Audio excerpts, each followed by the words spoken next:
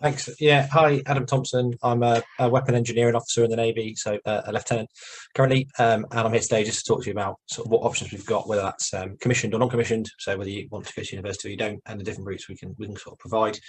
So it's a real blend of everything. We'll talk about the different branches. So depending what your interest is, I'll sort of sprinkle it with bits of stuff that I've done and what I've experienced. So it's not just a sort of theoretical talk about what the Navy does do, but some real kind of experiences in there as well. So kind of starting with a little bit to give you an idea of where I've gone through and what I've done. I actually did a physics degree back in 2009, finished in 2009, and I joined as an officer cadet in 2011 at Britannia Royal Naval College down in Dartmouth in Devon, where all the officers do their training. And on completion of that and the rest of my kind of engineering training, I was the deputy weapon engineering officer for HMS Dartmouth, operations in the Mediterranean. And then when I'd finished there, I moved to our senior battle staff, so the short notice teams who were ready to deploy to support operations around the world. And I was a deputy communications officer. Spent a lot of time working with NATO during that period, which was really interesting, and seeing how other nations do things and that type of thing. And I was in charge of making sure that we could all talk to each other, that we knew how to email each other, that we could phone each other, we could do it via satellite communications or high frequency communications, and every way that we could just talk to other ships that were going to be under our command. And from there, because I got some good experience there, I went to the Carrier Strike Group, and I deployed to the States both in 2018 and 2019 to get them ready for their deployment last year. So that was 2 trips to the States to get the F-35 fast jet up and running and ready, and make sure that we could take command of a group of ships from the Queen Elizabeth. And again, communications job, so making sure I could talk to all the other ships around us and the Americans if we needed to, or the Dutch or the French, and get everything in place ready for last year's deployment, which was a resounding success. And now I'm here as a specialist recruiter to talk about life in the Navy as an engineer. We are really, as engineers, we're the backbone of the Navy. There's more of us than there are any other branch, and we're in everything from you'll come across engineers from everything from training at the very beginning of your career all the way through to policy and future capabilities, current capabilities, deployments. So we've got our fingers in every single pie. So we're a broad bunch of people. So kind of before we delve into what the job really is, it's best to put it in some perspective. All of these roles require engineers, so this is why we're into everything. And what do you see the Navy doing when you read the papers or see the news? What do? We protect the economy. So we have people out in ships and out in the Gulf that are escorting the tankers and the such like through the Suez and places like that to make sure that all the stuff that we need to continue running as a country comes through by sea and gets delivered to the UK. So we're there to keep the sea lanes open and make sure that all of the stuff that we're after comes through and is safe and accessible. We provide maritime security, so we're making sure that our waters are safe. That when the Russians, for example, come down through the North Sea or through the English Channel, we're the ones that are there to meet them and escort them on out of our territory and move them on towards wherever they're going. We provide humanitarian assistance. So the Caribbean, for example, is a place where that happens a lot. When there's hurricanes, we go and we deliver stores, we go and fix stuff. So our marine engineers who are experts in power and propulsion will deploy generators to go and get critical infrastructure like hospitals and those sorts of government services up and running so they can start to treat the sick and the wounded. We as weapon engineers, we're in charge of communications, so we'll go and fix phone masts, make sure there's phone towers running so that once they've got their buildings back and running, they can coordinate efforts to provide healthcare and other such important services at the time. So we're involved. Our air engineers make sure our helicopters run so we can get equipment ashore so we can support all of these activities. So as I said, engineers are really key to all of this. We also promote partnerships. So that there is the Queen Elizabeth when she was brand new, alongside the George Bush when she was over here preparing, ready to go into the Mediterranean and on into the Gulf. They did a joint exercise with the UK-US, and that was a really sort of first testing time for the Queen Elizabeth. So again, working with our allies, working with our with NATO and with other partners that allow you to force multiply. We're made to prevent conflict as well. That's a standing NATO maritime group there. It's a lot of ships, and it's to make sure that all those guys and girls can operate together, know what they're doing, even across language barriers, and we're there to prevent conflict and know that we're a well-trained British go force if we need to. And the main thing, that everyone knows that what we do is we're always ready to fight. As a weapon engineer, for example, my role is to make sure that all the sensors, all the weapon systems on board are up and running and are available to the command should they need them. So there's two kind of routes you can take for if you want to be an engineer. I'm very much on the officer side. I said I did a degree. I'm a project leader. I'm a project manager. My work is very much about taking all the specialists who are experts at fixing and maintaining their equipment and ensuring that we can meet the aim that the command require.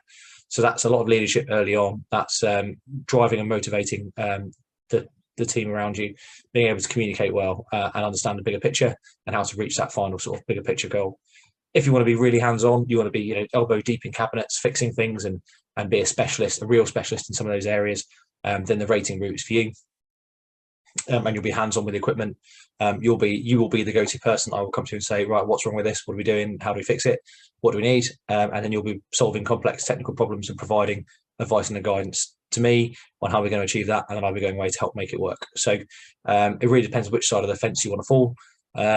I like the side that I do because I'm not really that hands-on, but I like the fact that I have a wider understanding of what's going on and how to deliver it.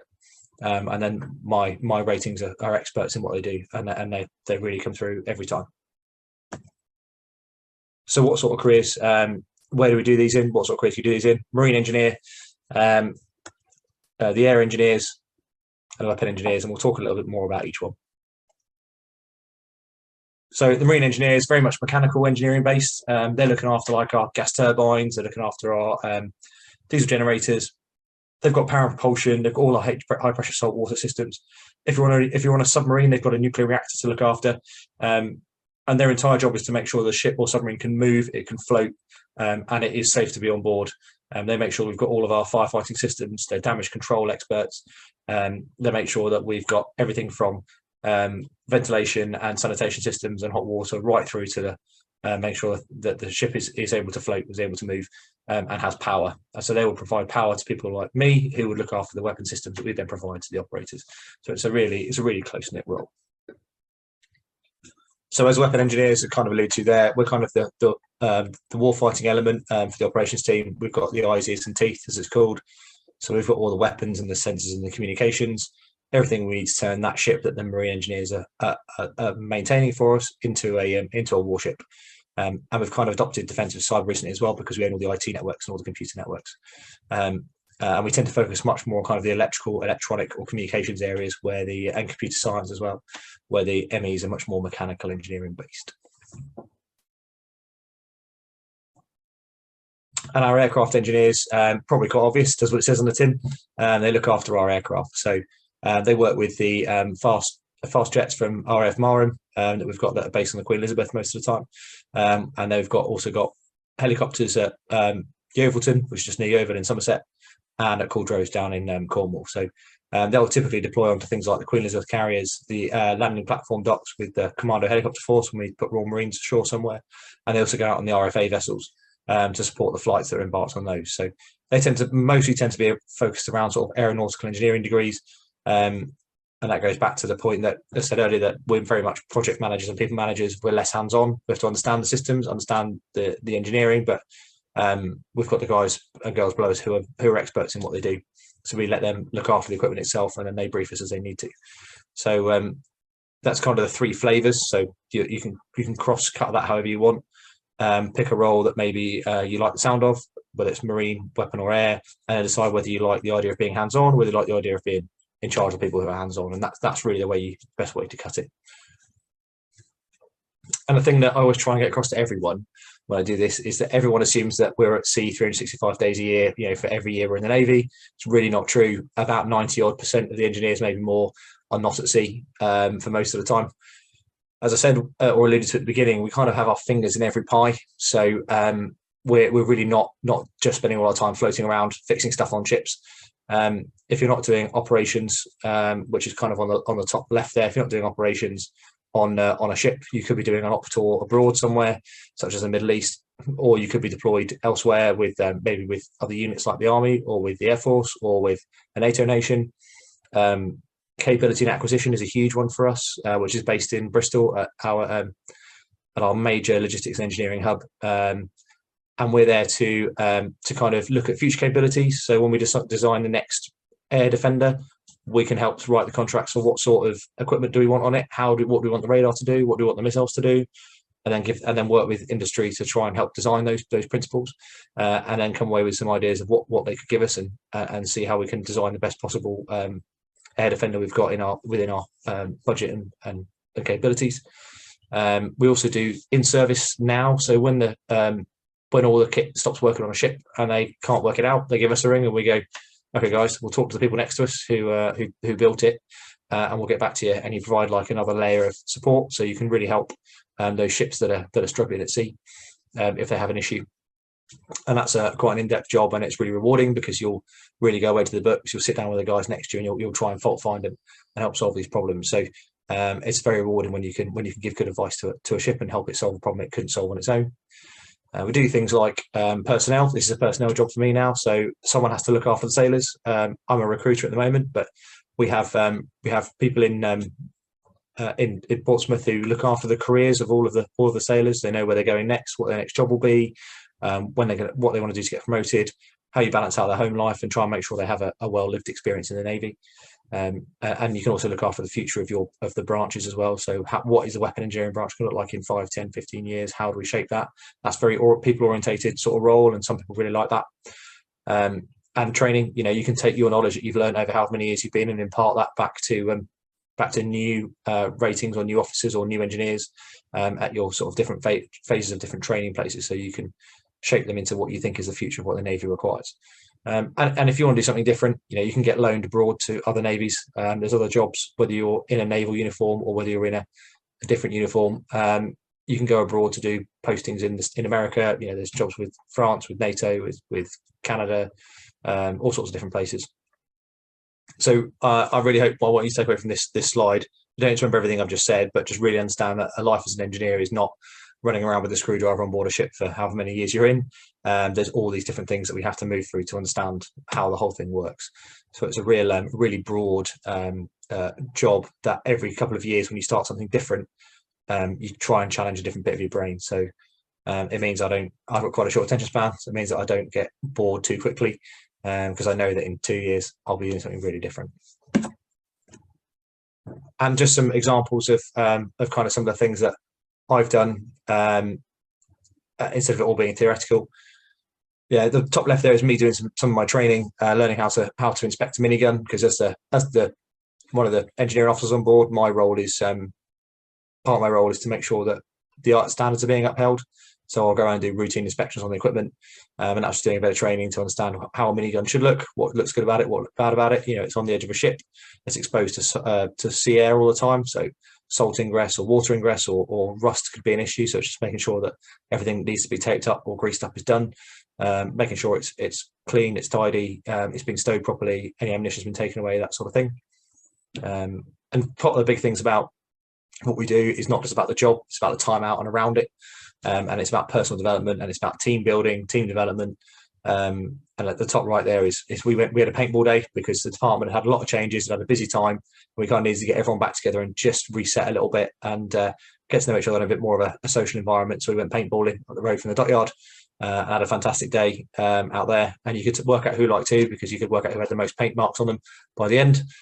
So you work out who the popular people were, because they were generally a lot cleaner. And the bottom left, we were affiliated to Jaguar Land Rover, and they invited us to their challenge weekend, which is up in Wales. And we had a weekend of doing different challenges, along with about another 50 or 60 teams they invited from across industry. So we were out hill walking, mountain biking, solving puzzles, all sorts of stuff to try and gain points and then win a trophy at the end. Unfortunately, we didn't win, but it was a fantastic weekend, just in and around the company and some of the other industries that were there, and share a bit of experience of what we've done and what we've been through. So it was a fantastic time away from work, and we thoroughly enjoyed it. And finally, I went out to watch the America's Cup, the sailing from Portsmouth when it was held down there, and that was a nice afternoon away from work on the deck of Montrose. So it's not just all about the work; it's about time where you get to visit other things and see other things and speak to different people, and have some experiences that when you walk away later in life, you go, yeah, I'm really glad I did that. It was really impressive. And a few more from my last couple of years. One of my sort of highlights of my career so far was taking the Queen Elizabeth for her first deployments to the States. When I was part of the Carrier Strike Group, we went into New York, doing ceremony into New York and seeing Manhattan in the morning when you get up and have your cup of tea before you go to work is a fantastic view. A colleague and myself there in the top right, we went and did a half marathon that was being run locally. The ship sent the team. It didn't have to be. I'm not the world's fastest runner. I'm quite tall, quite heavy, so I'm not quick. But the Canadian countryside was phenomenal, and it's not often you get to go and run something like that somewhere else. So we went and did a little run around Canada, a small part of Canada anyway. And then with a bit of downtime, some of us, as you see in the bottom left, took a few days to go down to Orlando. So we were based in Florida. We're based near Jacksonville. It's about a 3-hour drive to Orlando. So we went down and did Universal Studios and MGM and that sort of thing. And it was fantastic. Just 3 days away from work. Didn't cost a plane flight because we were already there. And we just took some time off and went down for a visit. And finally, one of the things, it's not all work at sea. We were going across the Atlantic in 2018 and it was flat. It was amazing. Weather was fantastic. So they got the big screen out. They got a 30-foot inflatable screen, had a barbecue on the go, and we watched Top Gun, which probably the most appropriate film for the flight deck of an aircraft carrier. But it was a fantastic night. So, and that's about social bonding as well with your team and with the guys. Everyone works hard when they need to, but if you need a bit of downtime, then it's always worth it. It resets morale because everyone a bit more of a boost.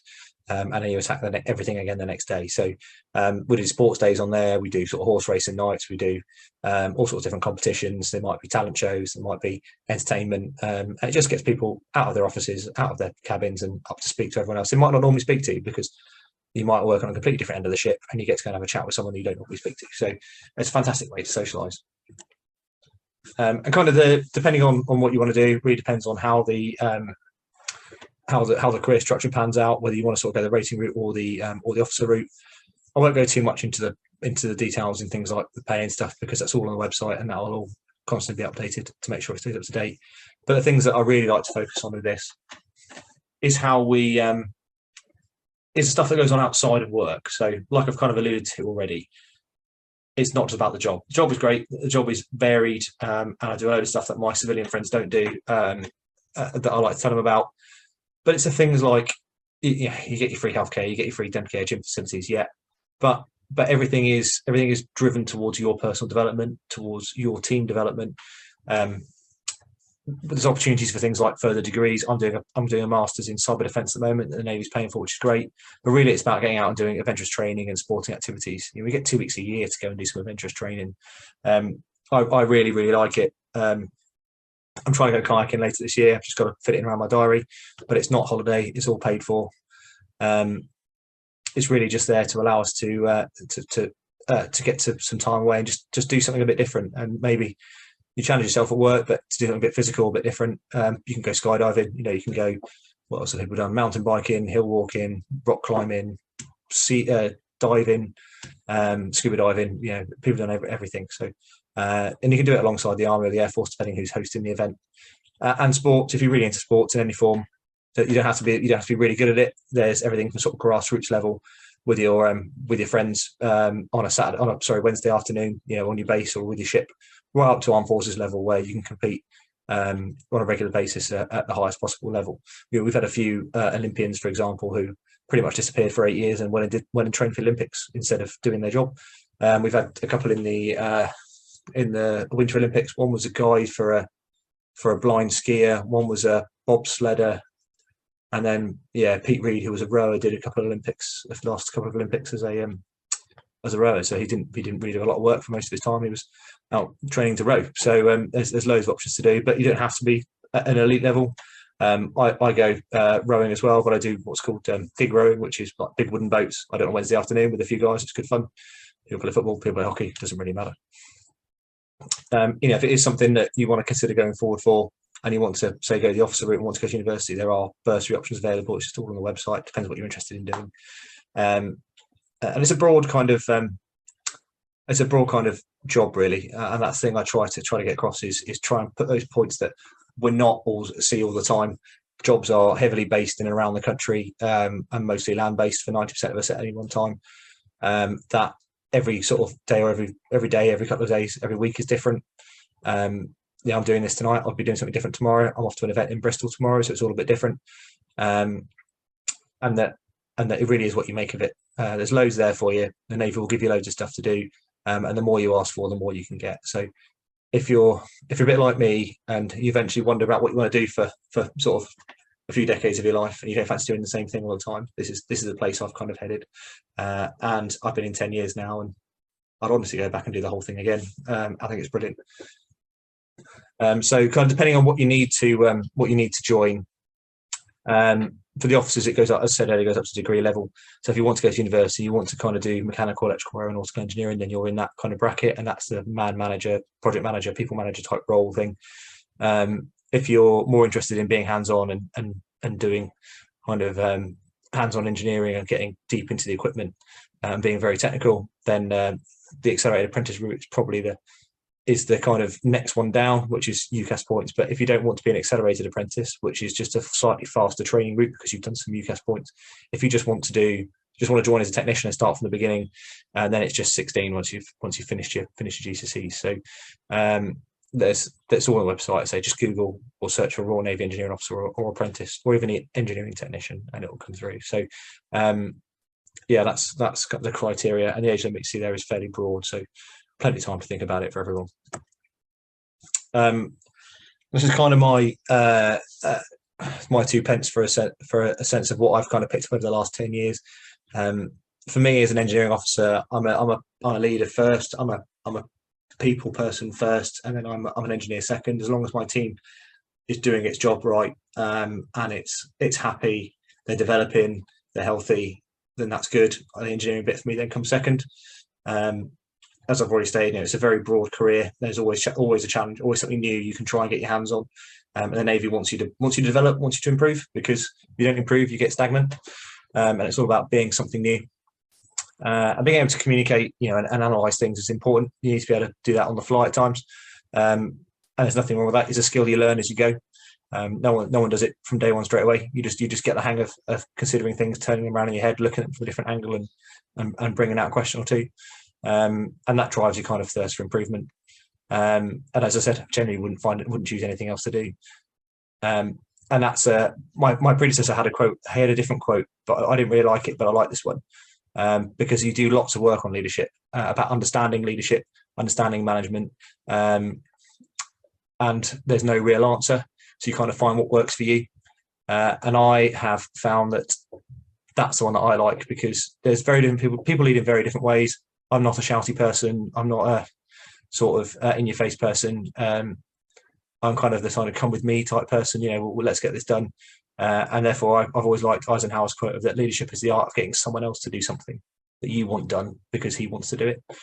Which means that, to me, means that if I can gain the trust of my people and they want to work for me and they want to do the jobs I want them to do, then they'll do it a lot better than if I'm trying to make them do it. So you find your own sort of groove, you find your way of doing things. There's more than one way of doing everything in life. And then you kind of go down that route and take that with you. And you develop that as yourself. You become aware of who you are and how you operate. So that's kind of my sort of 2 pence at the very end. You'll find your own routes in life and you'll find your own ways. You might think you completely disagree, but that's kind of how I do things. And that's probably the bulk of it, really. And I'm open to as many questions as you'd like. Yep, so we've just got 2 in at the moment. So cadets, any questions, just keep them coming in, and I'll ask them and Adam will answer them. First one up at the top's question about asthma, the joining up. What is that with the Royal Navy? How? So there is some limitations on asthma, but it very much depends on when you had it, how long you had it, if you've had any sort of steroidal treatment. I don't know your circumstances, and I'm not a medic, so I don't know the full answer. The best thing to do is just speak to your careers office and ask the question, because they'll be able to speak to the medical cell and get you an answer fairly quickly. So if you just put your sort of find your nearest careers office into Google, or have a look on the website there, they'll be able to answer that for you. It's quite unique to each person, really. Someone's asked about a commando engineer. Do you know anything about that? So for the Royal Marines, the majority of their engineering, heavy engineering, is done by the Army, by the Royal Engineers. So if you want to work alongside the Royal Marines as an engineer, the majority of that is done by Royal Engineers Commando Regiment. So they join the Army, then they do the All Arms Commando course to become a become an Army Commando. That said, We have things like the Communication Information Systems branch, who do all the communications engineering for the Royal Marines, and for Poole, at Special Boat Service as well at Poole. So if you're interested in kind of maybe more electrical engineering and communication side of it, radios and that sort of thing, then the CIS branch, and then look to go down and do your All Arms Commando course would be the way that would get you in that way as well. Well, next one. I think it's just a clarification. Can you go back over the ages to join? Yeah, sure. So pretty much, if you will start at the lowest, the earliest entry level is 16 for an engineering technician, which isn't on there. But that's just an engineering technician and doesn't really require you to have any qualifications, but you obviously need to be 16 because you need to finish your GCSEs, and they'll teach you everything you need to know from the base level up. The accelerated apprentices are those that have done sort of 2 more years of college of some form. So they might have done UCAS points via A levels or via BTEC, and then you're able to join as an accelerated apprentice, where you start as a leading hand, which is the next rank up from the technician. So you're a junior sort of manager from day one, junior leader from day one. You're paid a bit more money, and your training is accelerated because you've done a bit more study at school. And then the last one, and that's 17 to 25. And then your last one is engineering officer. If you go and do a degree in mechanical, electrical, or aeronautical engineering primarily, you've got up till 39 to join, which is a lot older than people think. Real. Another one, I think this one's going to go back to the AFCO, are there any restrictions in wearing glasses? So there aren't. You can wear glasses, that's fine. We have a lot of people who have glasses and contact lenses. That's not a problem. I don't know how far down the scale in terms of how much you need, how limited your vision is will be the difference. Again, it'll be an AFCO question because I'm not a medic, so I don't know. But there isn't. Majority of people who need glasses will be fine. Thank you. It's personal, this one. Not in a bad way. Is there anything you wish you would have done before joining to get a better experience? No. Well, the only thing I wish I'd done was I wish I'd actually gone for the bursary route for university, because I didn't really know if I wanted to do this when I was at university. So now I know if I was going to do it again, I know that I want to do this job and I want to be here. I'd have got the Navy to pay for my studies, frankly, and not leave me with a load of student debt afterwards. That's what I would have done. And kind of to sort of flip the question around slightly, I actually worked for 18 months as a Legionnaire's disease risk assessor when I left university, and it was a standard job for a company. I was driving around in a van, going to sites, assessing things. It was very repetitive, very dull, and it absolutely solidified the thought that I don't want to be doing this. I want to do something that challenges me more, that keeps me moving, keeps me doing stuff, keeps me thinking, and keeps presenting me with something to solve. So I got some experience of a normal job before I joined, and I'm really glad I did. But I think if I was going around again, I would definitely get them to pay for my university. That would have been a better option. I think this next question is going to touch on more of the using the scholarship and the bursary. Sure. It's a question of, do you know anything about the scholarships in the Navy? Yeah, so there's only 2 areas that really provide them. That's engineering and medical, because we require degrees for our engineering officers. If you want to go to university, then we'll do £1,500 a year for sixth form scholarships, which will then roll you onto what's called Defence STEM undergraduate scheme, thesis, which will then take you to university. They'll pay your tuition fees and they'll give you £4,000 a year while you're at university, and then 15 grand golden hello when you join. So your training place is waiting for you when you finish your university studies. You can go to pretty much any university in the country as long as the degree is one of those that we've mentioned there on that slide. So it's a fairly good deal. It's just started. They didn't do tuition fees until a couple of years ago, so they now are doing tuition fees as well. If you put it Royal Navy bursary into Google, you'll find it. It comes up really easily. I found a really good question. Hang on. I suppose personal preference. What would you recommend? Would you rather do for this person an engineering degree or a physics degree if you could choose? I kind of wish I'd done an engineering degree now, because I did physics because I did A levels of maths, physics, biology. I liked maths and physics, so I kind of went down to the physics route. I found theoretical maths, I didn't really get it. At least if it was applied, I could have an understanding of what it was supposed to look, the outcome was supposed to look like. If I'd kind of thought about and knew a bit more about engineering, I probably would have done an electrical engineering degree instead. But that's just learning as you go, I suppose. Um, what age were you when you joined the Navy? So I finished Unit 21. I was about 22, 23. You're by no means the youngest or the oldest at that point. There are other branches like warfare and logistics don't require a degree, so you get guys and girls coming in at 18 for that. The oldest in my intake, I think, was a lady who was a teacher in a previous job, and she joined at 30, 31. So that you really, you're not struggling if you're at that point. Someone just touched. I suppose this is maybe in your remit.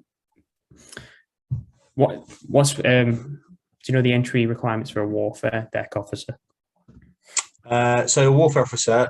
So the guys and girls who drive the ships, who captain the ships, who are the principal warfare officers, are sort of operators. They only need 96 UCAS points. So that's what, 3 Cs at A level, I think. That's 3 Cs at A level. That's all they need and it doesn't have to be any specific subject, just non-overlapping. Within the Royal Navy, this Zach wants to know, he wants to do plumbing and the Navy. Is there any way you could mix them up?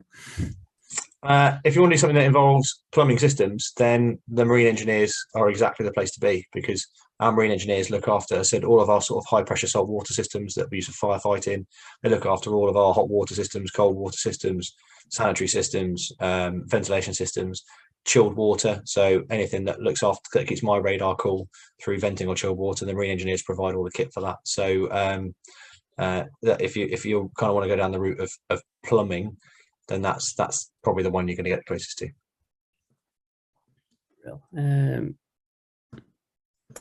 One cadet, I suppose this is a lot of cadets asking this question as well. Planning to join the Royal Navy as a marine engineering officer, but still in high school, and I've not picked my GCSEs yet. What would you advise to pick? To be honest, at GCSE level, it doesn't really matter, as long as it's like it says there, you get at least 5 that are in the 9 to 4 bracket, and that your English language and maths are at a 6. So I think if they, I mean, it's been nearly 20 years since I did my GCSEs, but at the time I remember that things like English and maths and science were all compulsory anyway. It's more when you move on towards your A levels that just make sure you get things like maths and physics in there, or sort of BTECs in engineering, that they're technical. Because those maths and that physics will underpin a lot of your knowledge you'll need for your degree and later on. So GCSEs wise, I wouldn't worry too much about it, as long as you're doing the base ones that you need.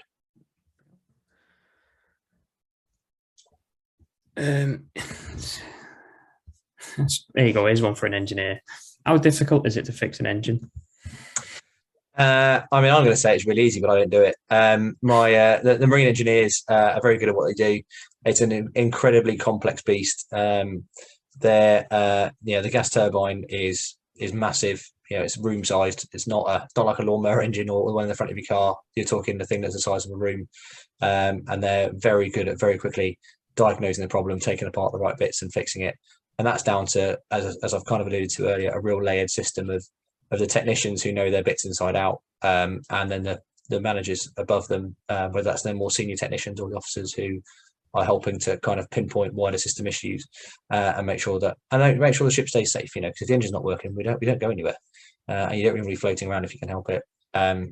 If you're on a submarine, that's a nuclear reactor. It's not a gas turbine, and that's a real impressive piece of kit to spend your day looking after. So the submariners that do that, I think, are pretty special people. Well, feeding through for some good questions. Let's have a look. Yeah, it's all right. Have you got any advice on basic training, I suppose, for officer and rating? Yeah, basic training is not as difficult as you think it's going to be. It's there to design to make you a bit tired, a bit cold, a bit wet, and then get you thinking. Because when we've all had a nice big meal, we've sat inside in the warm, we've sat on a comfy chair, we can all solve a problem. It's just there to tire you out a little bit. It's just there to show you that it's not, your brain quickly goes, oh, I'm a bit uncomfortable, I don't like this. but actually you can do it, and it gets over it really quickly, and it's fine. None of us are superhuman. It's something like a 95 or 98% success rate. So you're given all the tools you need to get through it. They don't throw you in at the deep end. You slowly ease into it. They do some training with you, teach you a few things, and then put it to testing a little bit, somewhere, and then do a bit more training, test that bit, and then they'll put you on a bit of an exercise 3 days to bring it all together. So you're by no means thrown in at the deep end.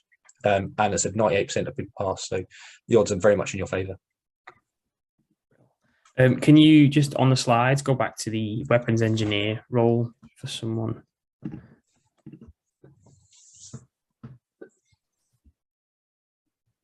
There you are. So, how different is officer training to recruit training?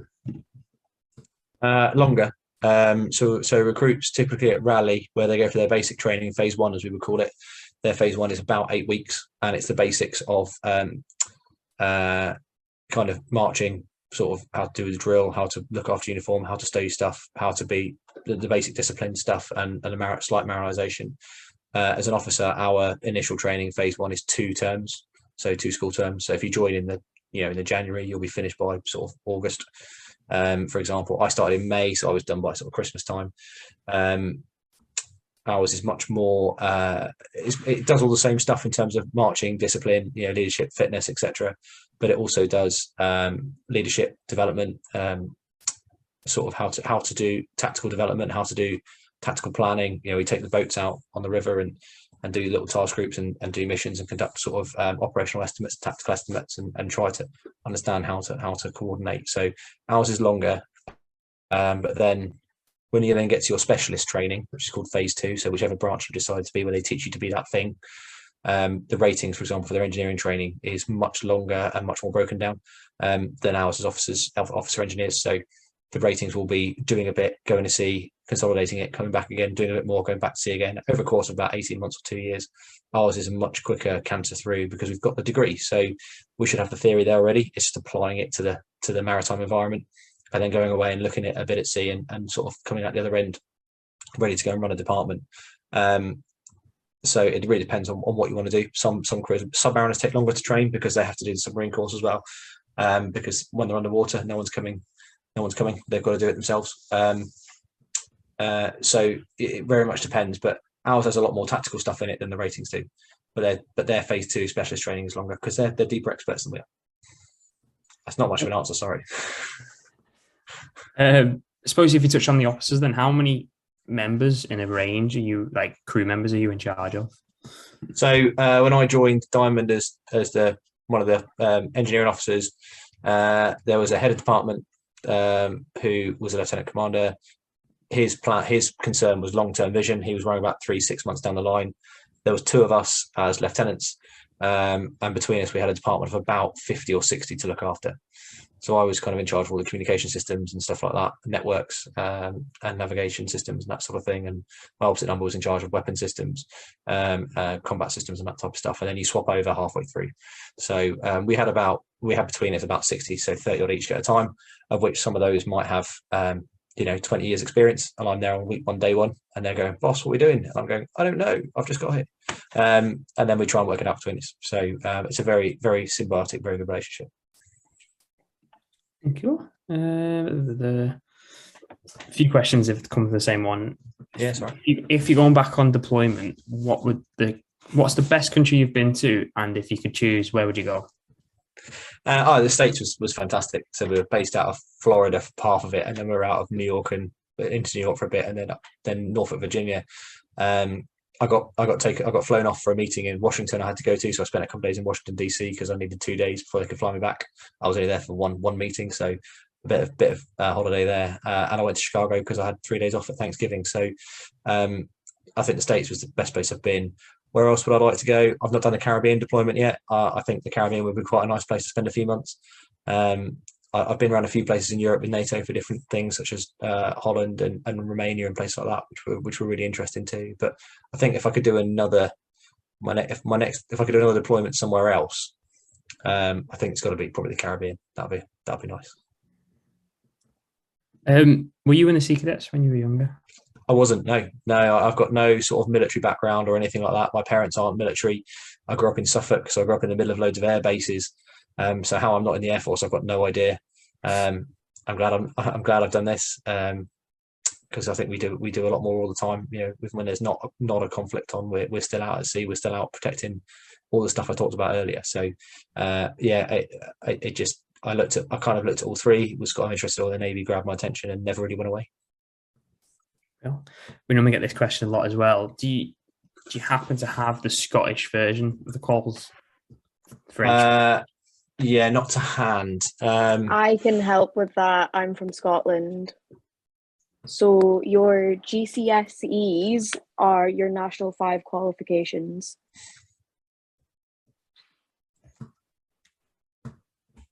I mean, I'm not from Scotland, so I have no idea myself. To be honest, if I get asked, I normally have to just find a table somewhere and do a comparison. Give me a sec.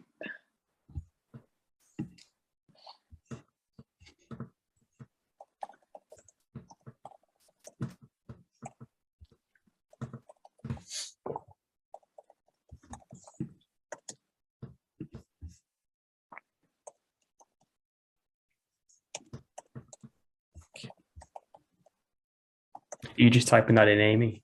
Yeah. Yeah. Okay.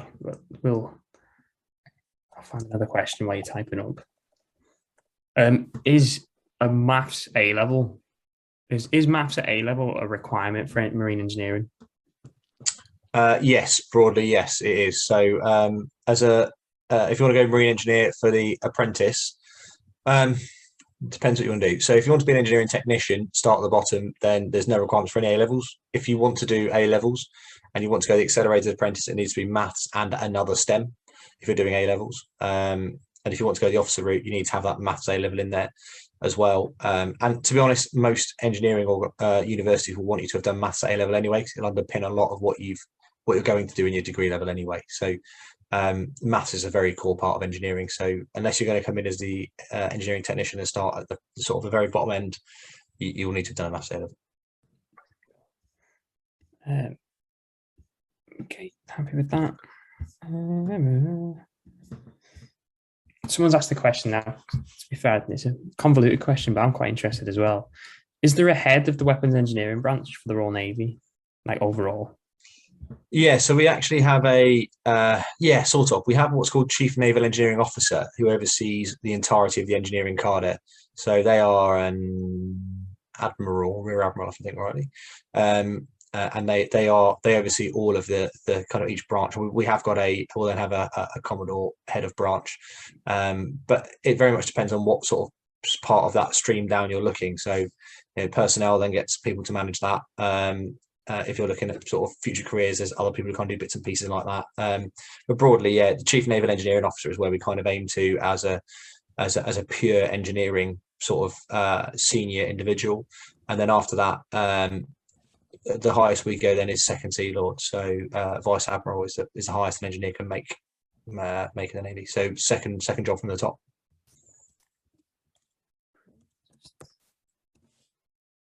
Okay, where are we?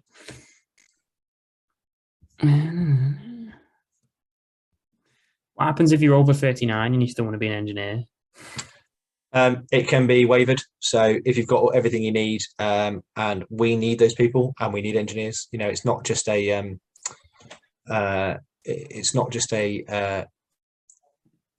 Navy problem. It's a national problem. The country recognises it's short on engineers. So if you want to go and do engineering, whatever you want to go and do with it, you will find a job somewhere, because the whole country needs more engineers, and so do we. That's why for engineering officers, for example, if you just join after you finish your degree, there's a £27,000 sort of golden hello just for turning up. So that's how desperate we are. We're throwing that sort of money at the problem. There's quite a few there. I think we must have a few commanding officers and sea cadets asking to get back in. If it's over 39, you've got everything you need. They'll try and look to waiver it. We normally need weapon engineers more than we need anyone else. We normally need a few more MEs most years. Marine engineers, air engineering, for some reason, is always really popular. We don't take that many, only about 14 a year compared to sort of maybe 50 of the other two each a year. So and everyone wants to work with aircraft for some reason. So that's always a really popular choice. I've got a few cadets here saying there's GCSE engineering. Would you think that would help them? Again, I don't think you need to get too hung up over your GCSEs, but I think it would give you a good grounding as you move forward. If you're interested in it, do it, because trying to study something you're not interested in is hard work. And as I kind of alluded to earlier, if you're interested in engineering and you want to move forward with it, do it, because the nation needs engineers, and you'll never be short of finding somewhere to work.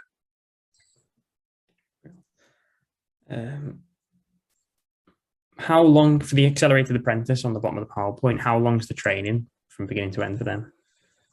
So it's kind of a consistent drip feed. So your first sort of your rally time is, said earlier, sort of about 8 weeks, and then you're down to either Collingwood or Salton, which is down this way near Portsmouth. So HMS Collingwood in Fareham or HMS Salton in Gosport, and from there you'll kind of do around 18 months, 2 years between learning some theory, taking it to a ship and testing it, and doing the sort of practical application, coming back, doing a bit more theory, and going backwards and forwards like that. So sort of within 2-ish years of joining, you'll be fully fledged apprentice technician, and then you work your way through. So as you go through your training, you go through some NVQs. I think it's 2 and 3, and then you end up with a foundation degree by the time you sort of finish everything and get tied up ready to become a petty officer. So within 2-3 years of joining, you'll get yourself a foundation degree, and that's a point there actually where if you decide maybe the university route isn't for you, but you quite like the sound of the officer job, but you don't necessarily want to go to university, a lot of people will join as an accelerated apprentice, go through those 2-3 years, get their foundation degree. So they'll be 21 ish, 22 maybe by the time they finish their foundation degree. Their petty officers qualifying course gives them that. They'll then request to go officer, take the officer selection process, same as they would have done if they'd done the degree.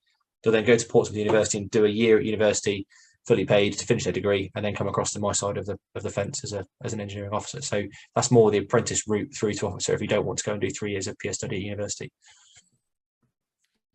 Can you go onto the marine engineer slide just for us? Yeah, sure. Let's have a look at that one. Someone's asking, do you have to go to university if you're interested in the Navy, even if you're in the Sea Cadets?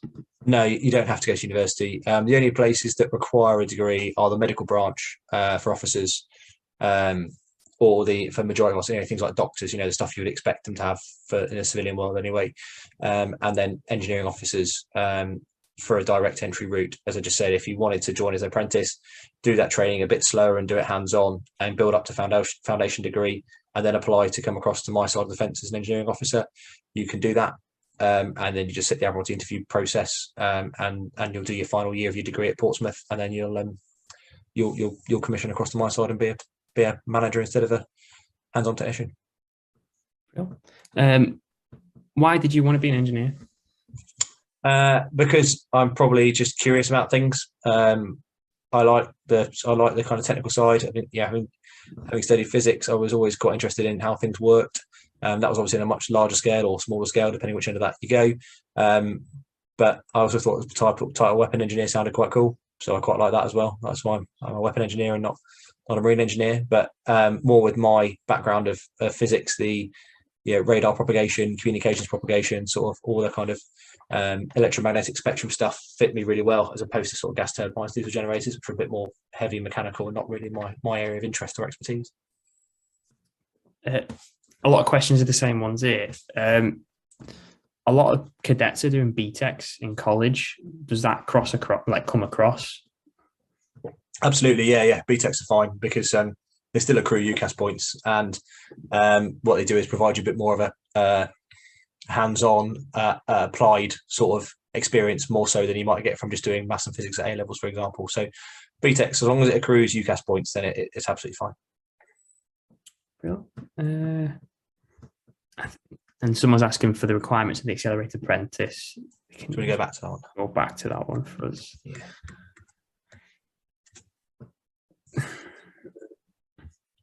I'm not sure if we've answered this one.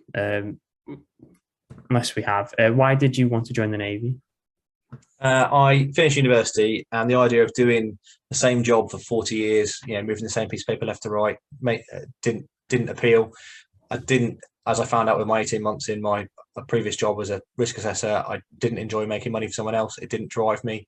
I wanted to do something that I felt like it mattered, that felt like I was doing something that was important. And I kind of narrowed down between the police force, and I looked at teaching for a little while, but I don't think I would have had a long-term interest. So I looked at I narrowed down sort of things like the police force and the military, kind of settled on the military, looked at all three services, considered the Air Force, didn't really click with that, considered the Army, didn't looked okay. I've probably been an engineer there as well, but the Navy, something about the Navy, about the ability to travel, the ability to kind of go and see the world and experience stuff isolated at sea and be responsible for those sort of decisions, where there's no one coming to help, was a bit that kind of really attracted me to it. And I'm obviously made the right choice because I'm still here.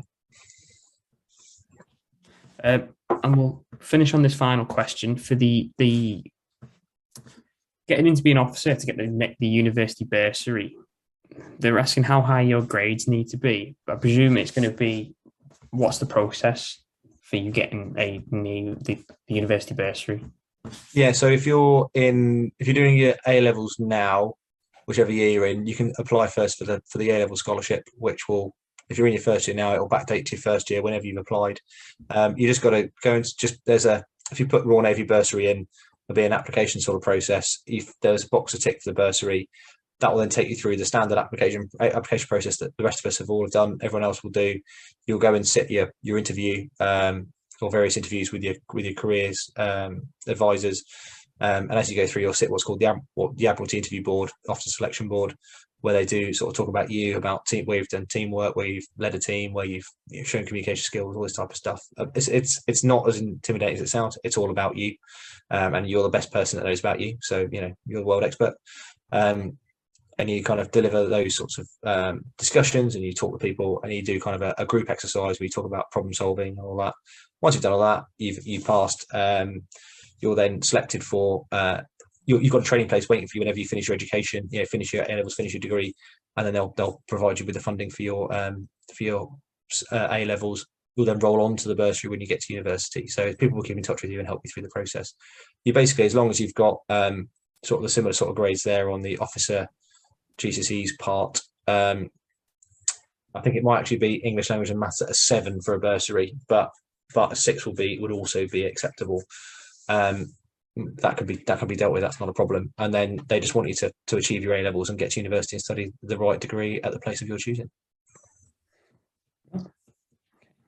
Thank you. That's all the questions as well. There's many questions today as well. Thank you, Adam.